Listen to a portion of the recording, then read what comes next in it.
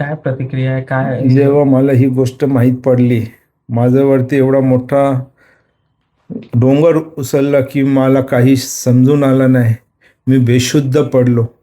माझ्या भावानी, मोठ्या भावानी, माझी मिसेसनी लगेच डॉक्टरांना बोलवलं. डॉक्टर आले. डॉक्टरांनी सांगितलं मी रिस्क घेऊ शकत नाही, हे कोमामध्ये पण जाऊ शकतात, ह्यांना इमिजिएटली हॉस्पिटलमध्ये घेऊन जावं.